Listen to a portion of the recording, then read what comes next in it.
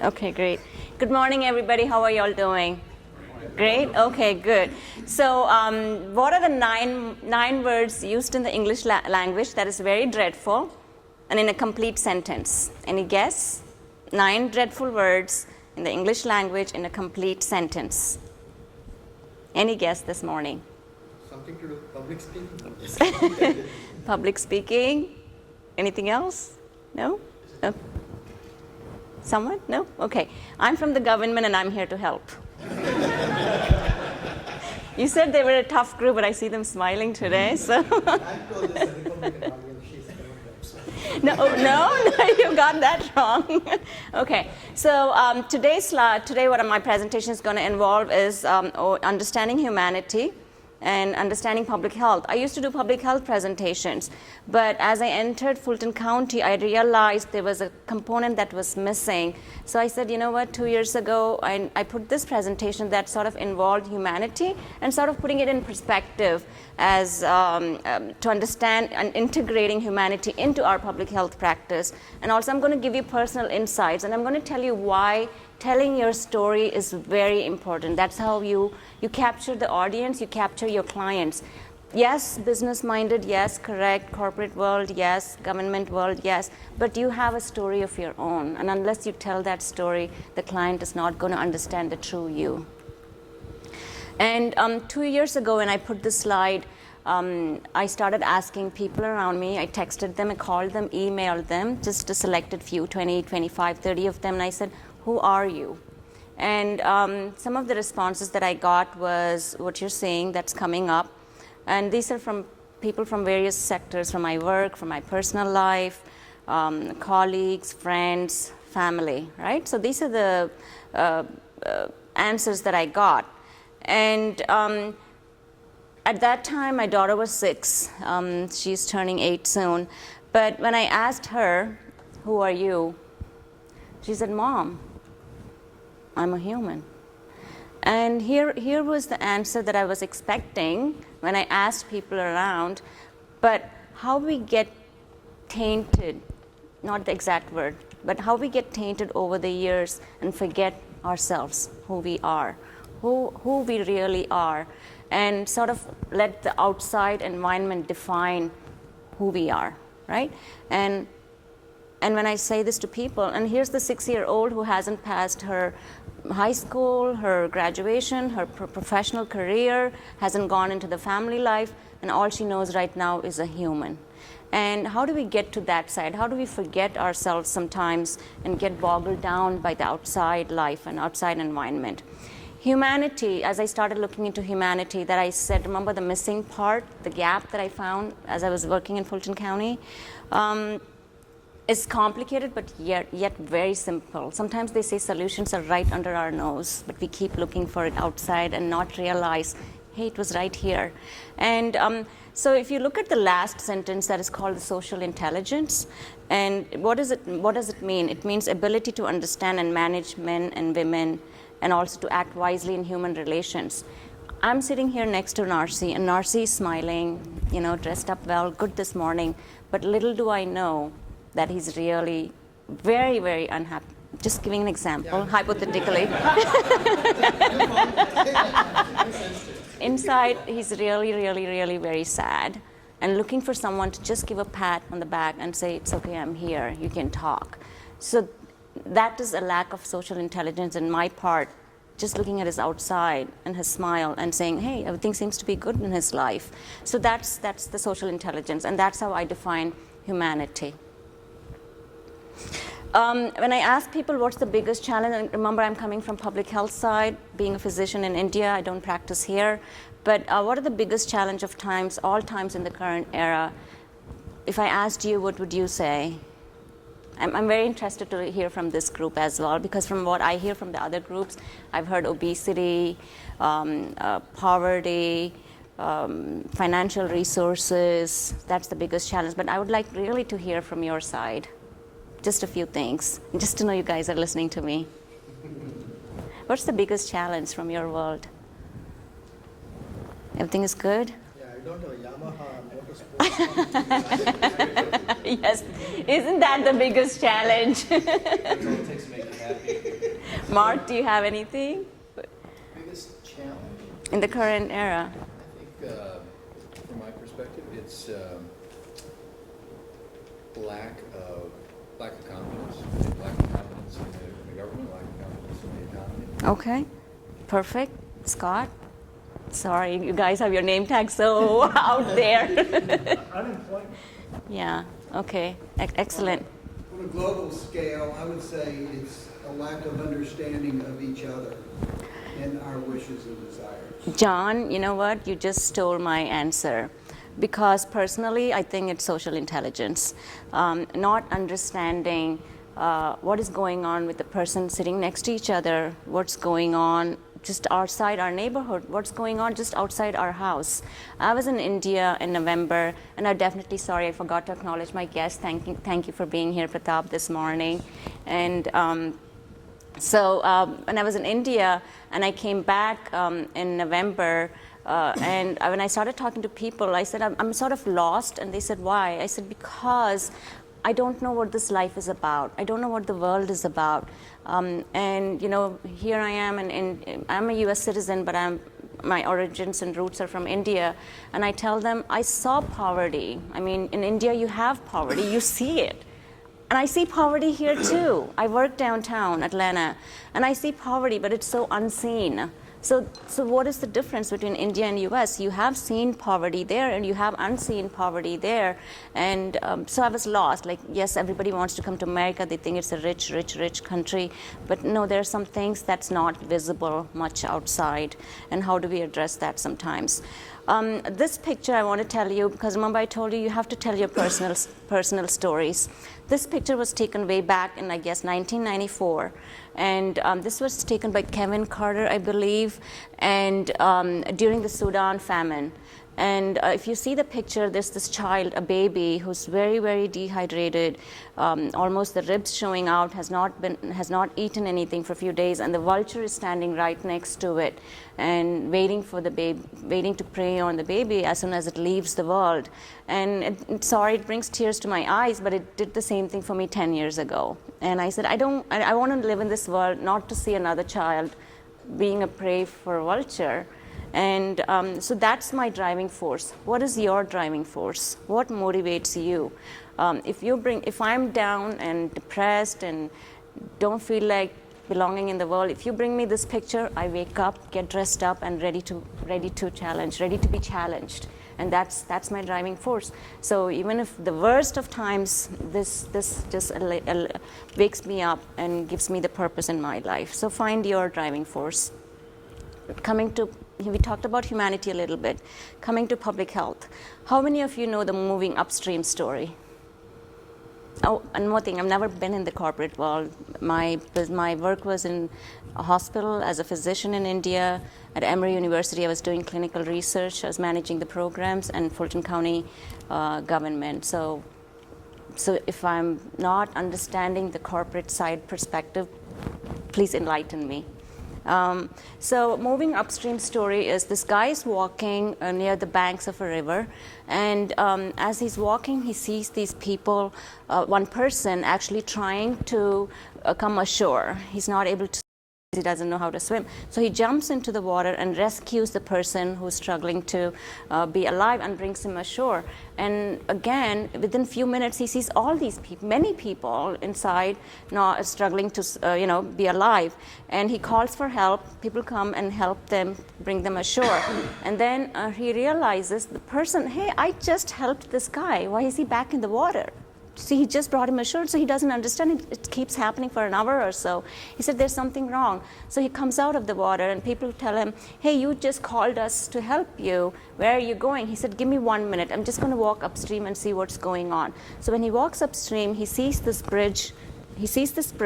And where people are walking, and he sees sort of this hole from below. He sees that hole on the bridge, and people are not noticing the hole, and they're walking and they're falling into it. So as soon as he's helped one person, the person again walks on the bridge and is walking on the bridge and falls again. So that's why he sees the repeated people there. And he said, aha. He said, now I know what's the problem. So what is the problem? What should he do? fix the hole on the bridge, right? So does that analogy sort of help you guys understand what is public health? Is because what is the problems nowadays? There's too much money being spent on complications of diseases, chronic diseases, heart disease, diabetes, chronic lung disease because of smoking.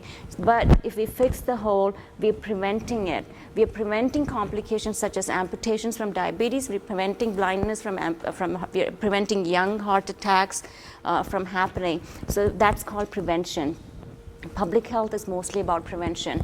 I used to be a practicing physician in India, and what I realized was I was not gratified. Yes, there was money coming, but I didn't get that gratification because people said, I didn't know. I said, you could have prevented this. What was wrong with you? We could have saved your legs. Didn't you know?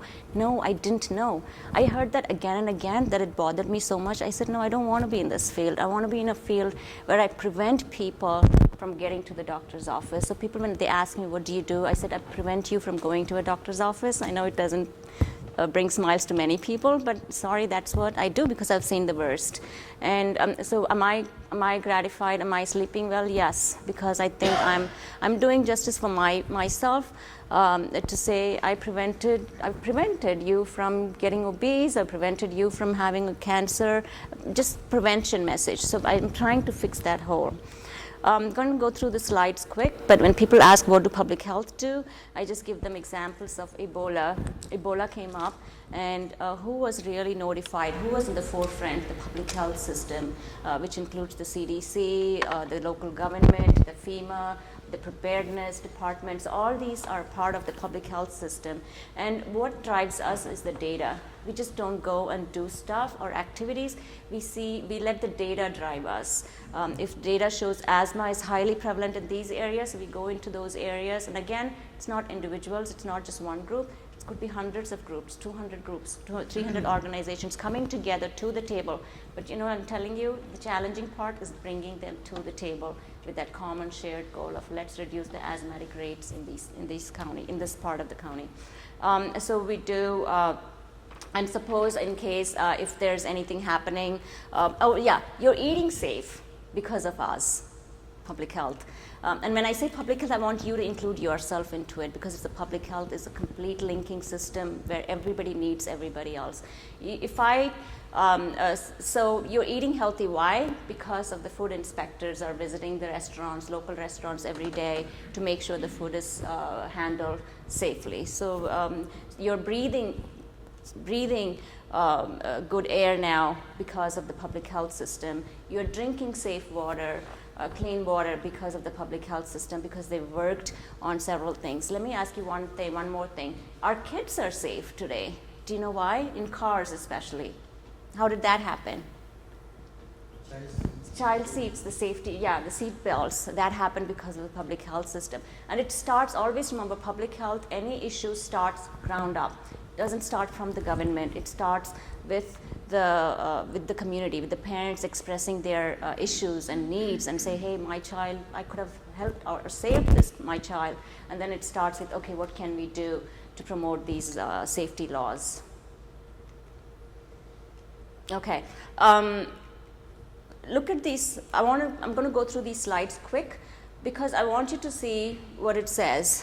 The more bluish it gets, that means we are in a worse state. That means our obesity, that is the BMI, body mass index, which sort of defines if you're overweight or obese. Look at those states. This is in 1985, okay? So right now, the highest blue that I see is 10 to 14%. That means each state has a 10 to 14% of obesity or overweight, okay? I'm just going to go rush through these slides. So now we are in the 19% obesity rate. That means these states are 15 to 19%. We moved from 10% to 1994 to 19%, 96. Now we are in the 20%, right? That's 2002. So these are the slides that we try to explain. Remember I told you data drives us. So now we know obesity in 2003 started to crop up, right? And some of the reasons, any reasons you can think of?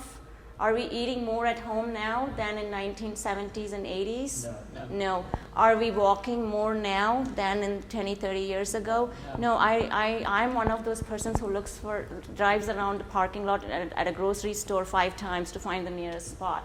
And I know all of us are, guilty of the same thing, just to avoid, and I'm going to show some slides that might bring smiles to your face, but because it might connect us with who we are. And look at the diabetes and obesity rate. The darker shades, that is the brownish, blackish shades, especially in the southeast, right? Southern belt. It's called the diabetes belt and also obesity belt. Does this bring, fireplace. They have a remote control for fireplace now. And not just the weight of the nation, not just the size of the food is increasing, but also the weight of our nation, right? And I bring this up, and in some of the places we've been having during lunches or dinner times, and everybody has a soda. I'm not going to mention the name. Everybody has a soda can in front of them. As soon as I show this slide, I see them slowly moving it out, and I know they're doing it. But to tell you, just a normal soda can that we drink every day has 10 to 12 cubes of sugar. And it has been proved and published. And this is what. And when I came from India, when I started seeing the kids, 3-4-year-old kids addicted to the sodas, I'm like, wow. Because they don't even know what water is. They don't know after food they need to drink water. So it was used as a main form of liquid consumption, the soda, which is really sugary. And even our normal juices that we drink every day. And we say, why is my child so hyperactive, And how do we change that perspective? What do you guys see from this? Everybody is taking the elevators. This fitness center put in the stairs. And they're all going into a fitness center, actually. So this is the reality. And what is public health doing? Trying to find innovative strategies, not imposing. Believe me, I call myself a Fulton survivor. I've been there for 4.5 years. And trying to find the next niche, because I feel like my part is done. I've done my best. It's not challenging anymore. So I'm finding my next niche, but I've not gone and imposed anything. Yes, I'm from the government, but when people ask, I say I'm from the health department. That sort of puts the government side of me away. And so we just give the information. It's for you to choose and decide what's best. Fulton County is 72 miles long, top to bottom. 14 municipalities, and also we have the unincorporated part of Fulton in the down south. And city of Atlanta, 93% of Atlanta residents are residing in Fulton County. Remember I told you the data drives our mission and goals. So when I came to Fulton to this health promotion division 4 years ago, I didn't really see a mission, I didn't see a goal statement, but I did get this data. What are the top leading causes of death in Fulton County? Obviously, it's the same in Georgia. It's almost the same. Just flipped over 1 or 2 in orders. But how do I address preventing heart disease? How do we address preventing diabetes? How do we address chronic lung disease? How do we prevent unintentional injuries became our thing. And I knew we couldn't do it alone, right? So public health approach, because I was in the public health department. Like I told you initially, a doctor treats 1% comprehensively. We try to treat a community in the entirety, and it's not easy. It's very challenging. It's just very hard to convince the community members. You have several personalities coming into play.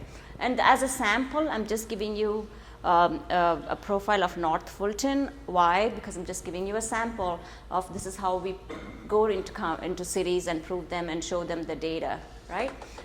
So for example, we always think North Fulton is better off. We have our own issues. I'm a Johns Creek resident, so I know we have our own issues. There's several stress-related issues. We have falls. If you can see the ER visits, emergency room visits, we only talk. When we think about ER rooms, I know usually people think about Grady, right? And Grady Hospital people, but no, we have our own ER issues everywhere. But how do I convince the North Fulton cities that these are the issues that we have? How can we address it? like I said, I'm just giving you a sample of the data. And again, it cannot be done alone. What I was able to do, along with the convinced team that I had to convince for 6 months when I came new into Fulton County, was this is the only way we can address chronic diseases, is by building partnerships. So we built what is called a coalition. I'm sure you must have heard the word coalition by now. It's just a group of people, just like what Kettering Network has. You have your own goals and your goals, right, objectives, and you try to gain that. You try to get the buy-in from your members. Similarly, we're trying to do that in a public health, public level, public community level through volunteership. And remember, at that time we had nil money. I just had like 4 or 5 team members in my team whom I had to sort of train core public health practices that will bring us real outcomes. So we built the Diabetes Coalition. Each of these boxes that you see here are actually people working, experts. It could be from could be like American Diabetes Association. You had corporate people who were working in diabetes and healthcare management coming together to the table and saying, hey, are we happy that the diabetes rate trend is going up and up and up? And I'm not proud to show that it's going up and up. What can we do to bring that down in 20 years or 10 years from now? So built this, that's if people had to, and again, PowerPoint, I think usually people have the perspective that government tries to show its power and authority. Share my power. I gave it my power and my decision-making authority to the community members, to the coalitions to make their decision. And I only being in the system provided that approachability and removed the red flag so they can keep moving to achieve their goals. And they became a 501c3. And actually, this is one of the organizations that received the grant that I was mainly when I say I facilitated to get this grant from the beginning with the vision in mind, but of course there are many key players involved in this. But at that time, remember I told you we didn't have financial resources, but showing that small wins and successes helped us bring that money. If I told you today that I'm going to take out a cigarette and smoke, what would you guys do? You say go, not here, right? But 30 years ago, if I did that, you had no right to tell me that, because I would say I have a right to smoke here, you go outside, right? And it has happened. I've heard in cubicles in offices, that's what happened 30, 40 years ago, that people who smoke would take their rights and make the other person go out. Let me see if any of you can answer this. Cigarette smoke contains how many chemicals? 400. 7,000, yeah. Almost 7,000. So I usually say more than over 4,000 chemicals. And people don't know this. And am I here today asking you to stop smoking? No way, no. I don't do that. I don't impose anything, but I do have the information that's published, available for anybody. And why do I bring this slide? When we started working on smoke-free efforts, that means we're not imposing laws to say we should stop smoking here. We were trying to inform and educate the community. We went into 10 bars. I'm not going to name the bars in Metro Atlanta. We went into 10 bars and we had the air quality monitoring device in us, hidden inside. This is Las Vegas, right? Okay, good. And this is what we found. Actually, in all those 10 bars, wherever people smoked more than 10 plus cigarettes, you had hazardous air. Can you believe? People smoked, it was like way above the normal allowed air quality in these bars. And we go there to enjoy, but also we are destroying our lungs. That 2 hours of session inside could lead us, it's like exposed to 1 year of your someone smoking at home. So just to let you know, that they had really hazardous air that was more than 300 particulates, bad particulates in the air. Public health system, I know you can't see those links, but everything is linked. Everything, corporate world, business world, government, public, community, schools, fire department, because all these people work together to achieve outcomes. So now I talked about humanity, I talked about public health, so now you guys know a little bit about what I mean. How do we bring that together? I want someone to help me realize what this picture depicts. I don't want to call out names. Narcy? See, he's holding me accountable already. Okay, anybody? What does this picture depict? And when I ask this in groups, people have usually said, well, the right side is more nourished and the left side. So so usually I say, yeah, so how do we convert the left to the right? Not politically.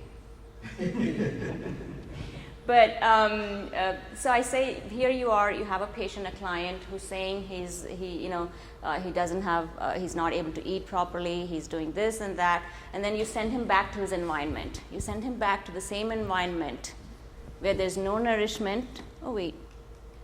So where there's no nourishment, his parents are still smoking, and the environment is fully polluted with air pollution, so he's an asthmatic as well, and he is come to ER at Grady, and he doesn't have a job, or he's unemployed, right? And you send him back to the same environment.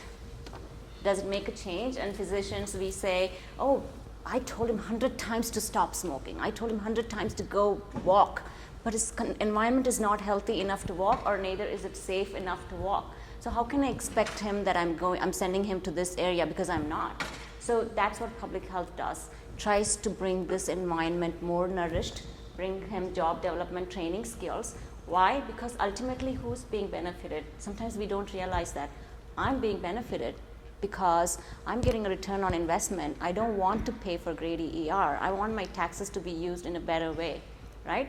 Each of us, if you see, some of the papers are published that we're paying $600 per year for diabetes complications that we don't even know. And our dollars are going for diabetes complications, treating diabetic complications that could have been prevented in the first place. So I'm trying to prevent those and save our tax dollars for better use. Like I told you, always give your personal insight, right? That's when you'll know me. Here you are talking to me, Nazeera, oh yeah, she does public health. I have a story. I have a drive that motivates me, and I have inspirations. I have inspirators, and I want to tell you who they are. I have 3 inspirators. Let's start with this. If you were given a chance of getting a picture today or tomorrow or the next week with Walter, Jerome, or Bo Beep, or our governor, whom would it be with? And I've had mixed answers usually. I've said, of course, the governor. And I've had a group, they say, of course, I feel comfortable with those guys there. And by the way, they are OGs, and they are my friends, and I am an OG, so don't mess with me. Really. So tell me. And I don't want you to answer, but I want to tell you my story. Like I told you, they are my friends, OG, where I used to work. They used to be loitering around in their community next to my health department. And I told my friends, let's go speak to them and talk to them. And they said no. And they looked, my team members are African Americans, and they said, no, you'll be going to the dangerous part of the area. I said, no. I said, remember, sometimes the solutions are right under our nose. Why do we go 15 miles, 30 miles away and try to change behavioral or environments? Why can't we work with our friends right here? And can you believe that these people have never been touched at all from the health department? It's just 10 steps. That's the building where they live, and this is our health department. Nobody has even gone and said a hi to them. So we went to them, introduced ourselves. They asked, are you from the government? And I said, I'm from the health department. And they opened up so well. They told me their stories. So for me, I've met the governor, yes, but I didn't. For me, this is my personal. I'm telling you my story. I felt the same. I felt I was interacting with a person, whether the governor or whether it was Bo Beep or Walter. My first inspiration is Bo Beep. He's my first inspiration, and I don't have anything holding me back to say that. Why? Because when people see him outside, these are the most descriptions that I get from them. Oh, hopeless people. And of course, he has heart disease, he's alcoholic, depressed. But when I got to know him closer, when we invited him to our building, when we invited him to our events, this is what I learned of him. He's a war hero. And I'm here thinking, wow, I'm free in this country because of guys like Bo Beep. who've gone 20 years ago, 30 years ago, fighting for us, and even willing to give their lives up. He's a very compassionate friend, and he's a peacekeeper. I've seen him bring peace between his friends when there's a conflict, just unbiased, just genuineness pouring out. If any of us walked on that street and we fell down, he would jump to come and help us, pick us up. So this is the part that people really don't know about him. We invited them, always never. Someone told me today, they said you have to ask, right? You have to ask, and that's when you get. I think it was in a meeting last evening. They said unless you ask, you don't know. So unless we invite, we don't even know who's going to come to the table. So don't ever hold back on the invitation, from the largest to the lowest. Sometimes one of the story that I heard was the CEO and a couple of business members were sitting in the table thinking of a solution the whole day, and there was this person, a sweeper, the facilities keeper, who was cleaning the room and overheard some of the discussions, and then after the whole day there was no solution. There was something happening in the same lobby in the room that they were trying to find a solution. And then this lady who was the sweeper comes to the CEO after the meeting and says, sorry I overheard, but did you know we could do this? Voila, she had the solution. And that's the least place they were looking for a solution, right? So don't forget to invite people and see what their needs are. The whole day when we started a community garden to beautify their place, his name is Hot Rod, who's wearing a hood, was the hardest worker. He worked so hard than any of us to create that community garden that day. My second inspiration is Brennan Passance. 2 years ago when we started the asthma initiative to prevent asthma or promote asthma awareness, one of the moms from Roswell, city of Roswell, called. Her name is Sarah, and she started asking me sarcastic questions, and she was not happy with any of the answers I tried to give because of the perspective, oh, I'm calling this government official. And so I had to try to lower it down, and then she was trying to keep the phone down. I said, Sarah, why did you call me? She said, because I had my daughter die in my arms 3 months ago. That instantly clicked every cell of my body opened up. I said, Sarah, I need to meet you. I know we can help you. Tell us, when can we meet? And since then, they've become our heavy partners. And yesterday, we had the Asthma Summit, and in Roswell City Hall, that's where Brennan was. They're residents of Roswell, and the mayor came and greeted the whole group, and the father was there giving testimonial. Every person in the room cried. Every person in the room cried, because he said, I wish my wife knew we could have saved my daughter. And he says, we are well off, we are educated, and but why didn't we know? We know how to go and read about stuff and asthma, but how come we didn't know this part? So trying to prevent those happenings, why didn't we know? We also spoke the language of compassion and care. Kellen Bolden is another small child who died because of asthma, because during that time we didn't have the Kellen Bolden law. Now that allows inhalers to be allowed in schools with nurses, right? We didn't have that. So he died in the school bus because he was still in the school premises and he couldn't take out his inhaler for a puff. And he lie flat and lost his life in the bus. So sometimes we are very reactive. What about policies that can be proactive, that can help us actually save lives? Here are two different parts of community. Sarah and Rhonda Mitchell's family. Rhonda is Kellen's mom, who would have no idea, who would have not even said hi to each other. And now they came in the common grounds of losing a child. And they're thick friends now because they're able to console each other, they understand each other, they understand which shoes they are in now, and their children go to bowling together, and she finds lots of peace. And Sarah says this to herself. She says, Nazeera, I would have not connected with Rhonda at any cost. I wouldn't have, because I live in the north part of the county, and I have no reason to connect with Rhonda, but they found that consoling factor. My third inspiration is a doctor when I used to work in India.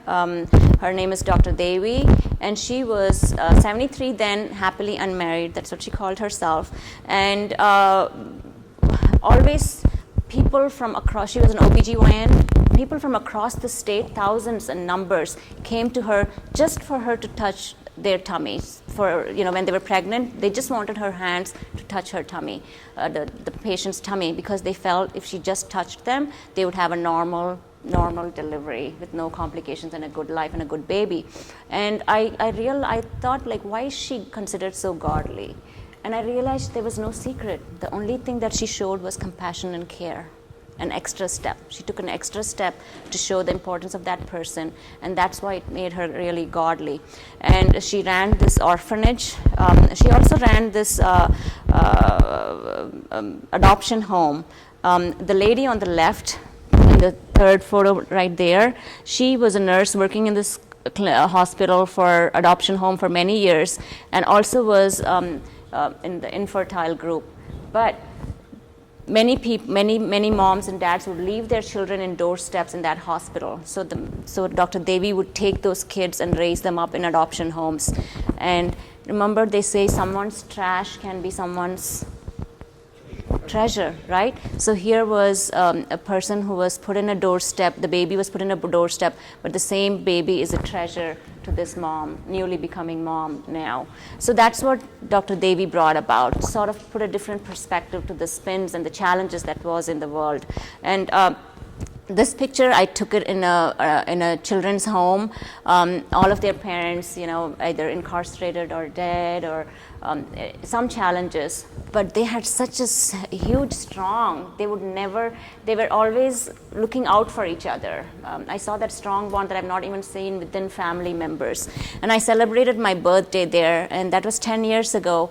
And I would give anything to go back and get those memories again. They're very priceless. So create priceless memories. Sometimes we don't realize that in simple things we get so much gratification that we never even try to take that step. So take risks sometimes. I'm going to rush through some of the slides. What we also did was we broke barriers. Again, from the health department, I had access to many of these leaders, interfaith leaders. So we created what is called an interfaith coalition, always found common ground among each other. They didn't know a Baha'i community existed, but bringing them all together to the table to talk about health again and again. You see the Hindu community, Baptist, Muslim community, a gay priest, a Chinese, a Buddhist, and a Baha'i person, all coming together to talk about health. In my own way, I'm creating a little piece from local, which can bring about world peace. And believe me, they're all thick friends now. They're experiencing each other's culture, each other's food, and inviting each other to their homes, which never happened before. So create that forum for different sectors to come together. I call this picture a picture of the century. I'm neither a white, I'm neither a black, I'm a brown. So I usually try to find a common ground and bring things together. And both of them are very good friends of mine. And I call this a picture of the century because 60 years ago, I don't know, I wasn't here, but now I know. And what I saw in their eyes was, let's make this happen. And they were a part of the food initiative, and they said, let's work together to make this happen. And also trying to give a voice. Again, I'm talking about my personal stories that you might be able to connect, you might not, you might have friends who are trying to do similar things like that. So always follow through. And I'm sure in your world, you have to follow through with your clients, build trust, again, by telling your story, lots of trust. This lady was 92 years old, went into her community, and she came and spoke as a testimonial in our summit, and she said she walks 2 miles every day, and her breakfast is apples and spinach and some of those vegetables ground, and she drinks a smoothie, a full glass of smoothie. And they're the experts and nutritionists, everybody was there, and they were like, wow. And here was a living testimonial who was actually practicing healthy habits. Uplift the youth and emerging professionals. Always have a succession plan. The world doesn't end with us. If people find that there is power when you withhold information, what I've found is I got the deepest respect and I got the deepest power when I was sharing every information that I had. I had nothing to withhold. When I shared all this information with the communities, I just started getting the most respect. So always also have a succession plan. Always show your successes to the others as well, but definitely the young professionals. And along with that, build a team, but also it means going cuckoo sometimes, right? Not just being serious all the time, but also have the team enjoy what the world is. I have 4 minutes. I have 4 quizzes. Are you guys in for a 4 quiz? And I want to tell you it's going to be very interesting. That's why I put it in the last. But let's try. And forget the company's name, whatever I have there, but just because I'm taking it out from another marketing company in California, but I want you to just try and see if we can get this right. Which of the following, and I want all of you to participate, which of the following breakfast items that are served at Denny's do you think has the fewest calories? How many of you say A? A, okay, B. B, okay, C? C, okay, fewest calories, and D. Good, okay, so the answer is B as in boy. Which of the following items that are served at Chili's has the least salt? A, B, C, C, okay, good. D, okay, whoever said C. Okay, wait, that's not the answer, but believe me, you're very prone to marketing words. People can get to you very easily, but the answer is A, okay? Which of the following that are served at McD has the most calories? A, okay, B, okay, C, okay, D, you got that right, Larry. C is the answer. Quiz 4, which of the following items that are served at Macaroni's Grill has the most fat? A, B, okay, C, D. The last group got it right. It's B as in boy, Caesar salad. Okay, can you identify this food? Yeah, I know it has, I don't know if you can read it, but I'll try. Diacetyl tartaric acid, gelatin, soy lecithin, soy hydrogenated xanthangum, enriched wheat flour. Okay, good try. Good. Okay. Okay, Pinky, yeah. It's a Pop-Tart. It's a Pop-Tart. Yeah. And that's what we feed our kids for our convenience. Imagine feeding them that for the next 40 years. So, and we complain about toxins getting into our body.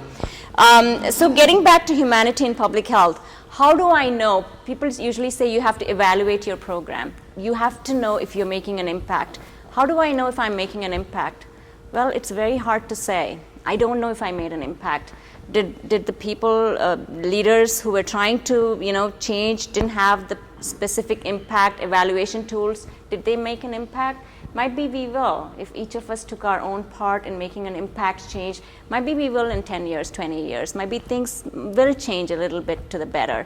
So I don't have an answer to say that, oh yeah, my efforts or my team's efforts or everybody's efforts who are trying to do good or the right thing is making an impact, right? The 4 quizzes that I talked about, sometimes it's not all about the money. Yes, money is very important. That's what I've learned recently. But the marketing firm in the West Coast took these 4 quizzes, sent it to 100,000 residents in California in one of the counties, and more than 90% of them didn't get all the answers right. 90% didn't get all the answers right. 10% either got only 2 answers or 3 answers right. But when you go buy a car, you want to know the color, you want to know how many miles it has ridden, you want to know everything, like does it have this, does it have that? Why wouldn't we want to know what we're putting into our tummy, right? And these are food we eat almost, weekly or sometimes even every day. So the marketing firm took that results. It took that results to then Governor Arnold, I don't get his name, Schwarzenegger. So he took the results, they took the results to him and said, we want to know when we go into franchise restaurants to see what we are eating. So that's how today when you walk into Arby's, McDonald's or any places you see the calorie count. It all came from this. And Arnold Schwarzenegger, the governor then, passed a law or a policy saying more than 14 franchises should have the menu labeled in their for people, so people can read better what they're eating. And then it spread like fire into other states as well. My final slide is there's a boat here, and there's a hole on the boat on the right side, and people are working hard to put the water out. But the people on the other side are saying, I'm sure glad the hole isn't in our end. And this comes back to say not realizing that it's coming to haunt all of us, and we all need to work together sometimes. So Michael Marmot is from UK, so a physicist, publicist, and a sociologist. He says, do we have the knowledge? Yes. Do we have the means? Yes. Do we have the will? And that's each question I'm putting to you all. I don't know if there's any impact in my presentations, but I'm here to answer questions. Narcy told me it will be a tough crowd. I said, I'm ready for the challenge. I'm a Fulton survivor. Any questions? Great. Thank you. Thank you, Larry. Thank you. Any questions? Yes. Ken? Can you comment on the mental health side of the work that's done? I mean, a couple of your slides, there was some data on the number of visits, I think, that had to do with mental health. Yes. And that part of the system is troubling to me because it seems like there's so much that's forgotten in mental health. And can you just comment on that? Is that true? Do you agree with that? Yes, no, what's going on? I completely agree with that, and that's a taboo that people don't want to speak about, because people think mental health issue is a personal issue, and they don't want anybody interfering in their issue, and that's why I talked about social intelligence, and talking to our friends. And when I'll give you one specific example. I spoke to a preacher asking him to join our health movement. I called it the health movement in our coalition. And I said, can you speak about health in your congregation during your Sunday sermon? He said, Nazeera, Sunday morning is Jesus time. I don't want to dilute health message into the Jesus time, and that doesn't make work. I said, okay. So I gave him an example. I said, preacher, here you're preaching here, you have three people, John, Smith, and Joe. And John is smiling at you so well, but in 2 weeks, you don't know he's making plans to commit suicide, right? Because he's severely depressed, has no support system, he's lost hopes in the world. And then you have Joe here, who is looking to quit smoking so badly because in a few months, he's going to end up with the first stage chronic lung disease, cancer. And you have diabetic Smith sitting here, who has a blood glucose level of 500. And she doesn't even know that, or he doesn't even know that. I say, how do you expect for that person to accept your spiritual knowledge when the physical, social, and mental health is not well? And he completely understood. You know what? He changed his sermon to include a health message every time and offers health services, mental health resources, improved physical activity. He does during the sermon, he gets, at the tail end of the sermon, he gets everyone to do physical activity, stretching exercise. And he has community farmers coming in and providing fresh fruits and vegetables in his backyard. He started a community garden. So it's all about opening up to a broader perspective. Sometimes we're lost in our tube vision, opening up and saying, what if this is possible? And many things happen. Like I said, you have to inviting him to the table, explaining to him this is what can happen. Now he has more members coming into his church because they know that he cares. So mental health issue, I agree, is a major part. There are resources available. I can send these slides and many more resources. I couldn't complete it in the 40 minutes that I was given. That's one main issue that you don't hear of. And starting from kids, we have to start talking about, to keep well. And mental health I agree, you're right. We just don't talk about it. Thank you, Ken. One of the things I think we should consider is we've got all these guys coming back from the war, and what do? We put them on the street. We've got all of these people who have mental illness, and what have we done? We've closed all of the mental health clinics and everything else because we can't afford them anymore. All right? So it's a societal problem, I think, is serious. And I would agree, but I think that's going to be a whole nother question. Sure, Scott. I think Scott had a question. Obviously, it's cheaper to deal with it on the front end than it is to deal with it on the back end.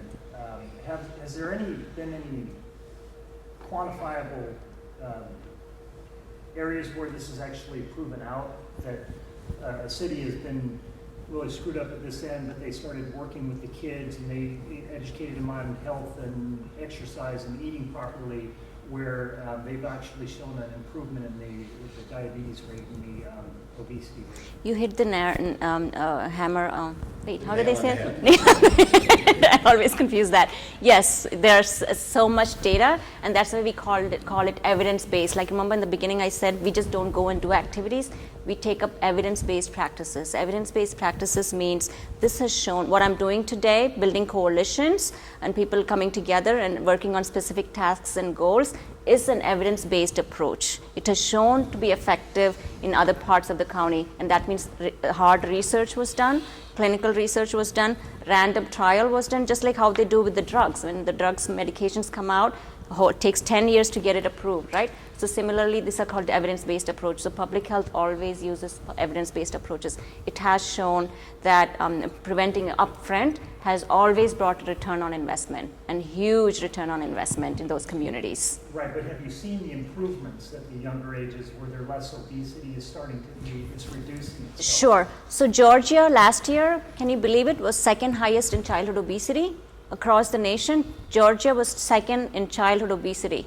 After hearing those data, the government, the Department of Government, on all the stakeholders came together and started pushing the obesity message out. You saw the Strong for Life, some controversial ads come out on TV talking about you are fat, things like that. And then now we are in the 16th. It's not the best, but still we've come down to the 16th level, yes. I think two examples she used were seatbelt and smoking. Smoke-free laws. We know we have lived long enough to see the change in the society. So. Yeah, but my Philip Morris stock keeps I going up.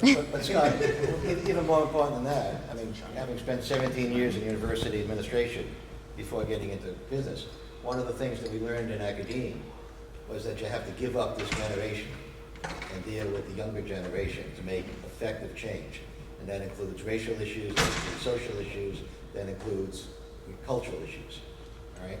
That the only way to do it, especially in education, make education important, or all of those other things, is to deal and teach the kids the difference and give them a different perspective. Otherwise, the older generation just passes on values that the kids don't get a chance to judge. So that'd be your answer. Exactly, Anyways, but thank you very so much. much, Larry. Appreciate Thank it. you for the